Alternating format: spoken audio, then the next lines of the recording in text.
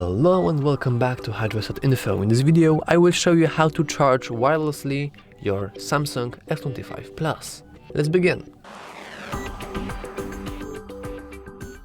As you can see now, I have here my Samsung S25 Plus, and right here I have my wireless charger.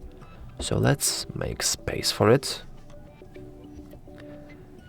But as you can see, currently it is not connected to anything, and we all know that things like this, well, they tend to work better with electricity.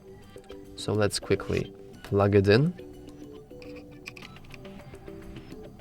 As you can see, the LEDs work just fine, meaning that they are indeed, the charger is indeed working. And all you have to do is simply put your phone into one. And as you can see, it is now charging. If it's not working for you, it's maybe because you have a case or protector. As you can see, I have removed one.